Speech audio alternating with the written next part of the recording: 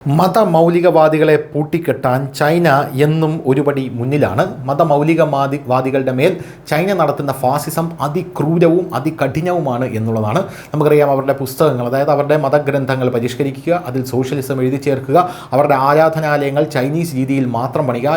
പ്രധാനമായും ഈ ഉയ്ഗുർ മുസ്ലിംസിന് നേരെയാണ് ചൈന ഇത്തരത്തിലുള്ള പ്രവൃത്തികളൊക്കെ ചെയ്യുന്നത്. അവരുടെ ഓർഗൻസ്, അതായത് അവരുടെ ശരീരാവയവങ്ങൾ ഓർഗൻ മാർക്കറ്റിൽ, അതായത് ഓർഗൻ മാഫിയകൾക്ക് കൊടുത്ത് ഓർഗൻ മാർക്കറ്റിൽ വിറ്റ് വലിയ കാശുണ്ടാക്കുക, അവർക്ക് ജനിക്കുന്ന കുട്ടികളെ മതം പഠിപ്പിച്ചാൽ കഠിനമായിട്ടുള്ള ശിക്ഷ കൊടുക്കുക, ജനിക്കുന്ന കുട്ടികളെ അപ്പോൾ തന്നെ മാതാപിതാക്കളിൽ നിന്നും വേർപെടുത്തി യത്തീം ഖാനകളിൽ കൊണ്ടാക്കി അവിടെ മതം പഠിക്കാതെ അവരെ വളരാനായിട്ട് നിർബന്ധിക്കുക. ഇതൊക്കെ ചൈന ചെയ്യുന്ന കാര്യങ്ങളാണ്. ഇപ്പോഴിതാ ചൈനയിലെ ദേശീയ താല്പര്യങ്ങളുമായും സാംസ്കാരിക ചട്ടക്കൂടുകളുമായും മതപരമായ പ്രവർത്തനങ്ങളെ യോജിപ്പിക്കുന്നതിനായി മതത്തെ അപകീർത്തിപ്പെടുത്തുക എന്ന വിപുലമായ പദ്ധതിയുമായി ഷീ ജിൻപിങ് മുന്നോട്ട് പോകുന്നു എന്നാണ് റിപ്പോർട്ടുകൾ സൂചിപ്പിക്കുന്നത്.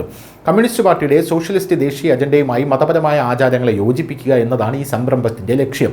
സർക്കാർ നിശ്ചയിച്ച പരിധികൾക്കും വ്യവസ്ഥകൾക്കുമുള്ളിൽ മാത്രമേ ചൈനയിലെ മതസ്വാതന്ത്ര്യം അംഗീകരിക്കപ്പെടുകയുള്ളൂ എന്ന് ജിൻപിങ് വ്യക്തമാക്കി.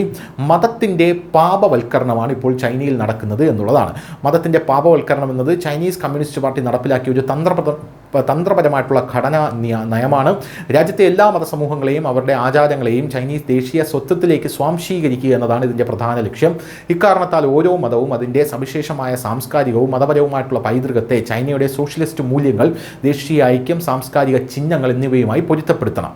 മതത്തിൻ്റെ സിനൈസേഷൻ നടപ്പാക്കുന്നതിലുള്ള ഒരു ഘട്ടമെന്ന നിലയിൽ പരമ്പരാഗത ഇസ്ലാമിക വാസ്തുവിദ്യാ ശൈലിയിലുള്ള പള്ളികളും മിനാരങ്ങളും താഴികക്കുടങ്ങളും രാജ്യത്തുടനീളം പൊളിച്ചു മാറ്റിക്കൊണ്ടിരിക്കുകയാണ്. മാത്രമല്ല, ചൈനീസ് പഗോഡ ശൈലിയിൽ ഈ കെട്ടിടങ്ങൾ നിർമ്മിക്കാൻ ഉത്തരവുകൾ നൽകിയിട്ടുണ്ട്. പള്ളികളിലും മറ്റ് മതസ്ഥലങ്ങളിലും സമാനമായിട്ടുള്ള മാറ്റങ്ങൾ വരുന്നു. അറബി ഐഡന്റിറ്റിക്ക് പകരം ചൈനീസ് ഐഡന്റിറ്റിയിലുള്ള കെട്ടിടങ്ങൾ മുസ്ലിം സമൂഹത്തെയും യൂറോപ്യൻ ഐഡന്റിറ്റിക്ക് പകരം ചൈനീസ് ഐഡന്റിറ്റിയുള്ള കെട്ടിടങ്ങൾ ക്രിസ്ത്യൻ സമൂഹത്തെയും ആരാധനയ്ക്ക് വിധേയമാക്കുക എന്നതാണ് ഇത് ചെയ്യുന്നതിൻ്റെ ലക്ഷ്യം. തങ്ങളുടെ മണ്ണിലെ ഒരു മതകെട്ടിടവും വിദേശ സ്വാധീനത്തിൻ്റെ ലക്ഷണങ്ങൾ കാണിക്കാൻ ചൈന ആഗ്രഹിക്കുന്നില്ല. ഏതെങ്കിലും മതസ്ഥലം ചൈനയുടെ സാംസ്കാരിക പൈതൃകത്തിൻ്റെ ഭാഗമായി കണക്കാക്കണമെന്ന് ചൈനീസ് സർക്കാർ നിർബന്ധം പിടിക്കുന്നു. ഈ പ്രവൃത്തി ഒരു തടസ്സത്തിലും വരുന്നില്ലെന്ന് ഉറപ്പാക്കാൻ മതസ്ഥാപനങ്ങളുടെയും അവയുടെ മുതിർന്ന നേതാക്കളുടെയും മേലുള്ള സർക്കാർ മേൽനോട്ടവും നിയന്ത്രണവും ഗണ്യമായി ഇപ്പോൾ വർദ്ധിപ്പിച്ചിട്ടുമുണ്ട്. ഷിൻജിയാങ്ങിലെ ഉയ്ഗുർ മുസ്ലിങ്ങളെയും ടിബറ്റിലെ ബുദ്ധമതക്കാരെയും ചൈന വളരെ ക്രൂവലായിട്ടാണ് ഡീല് ചെയ്യുന്നത് എന്നുള്ളത് മറ്റൊരു കാര്യമാണ്. ഉയ്ഗുർ മുസ്ലിങ്ങളെയും ബുദ്ധമതക്കാരെയും തുടങ്ങിയ ന്യൂനപക്ഷ സമുദായങ്ങളെയാണ് ഈ നയം ഏറ്റവും കൂടുതൽ സ്വാധീനിക്കുന്നത്.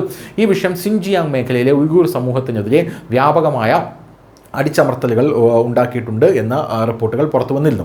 ദേശീയ താല്പര്യത്തിൻ്റെ പേരിൽ മതപരമായിട്ടുള്ള സ്വത്വം ഇല്ലാതാക്കുക എന്നുള്ളതാണ് ചൈനയുടെ നിലവിലെ ലക്ഷ്യം എന്ന് പറയുന്നത്. സാമൂഹിക ഐക്യം, വംശീയ ഐക്യം, ദേശീയ സ്ഥിരത എന്നിവ ഉറപ്പാക്കുന്നതിന് മതത്തിൻ്റെ സിനൈസേഷൻ അനിവാര്യമായ ഒരു പ്രക്രിയയാണെന്നാണ് ജിൻപിങ് അവകാശപ്പെടുന്നത്. News desk news India Malayalam.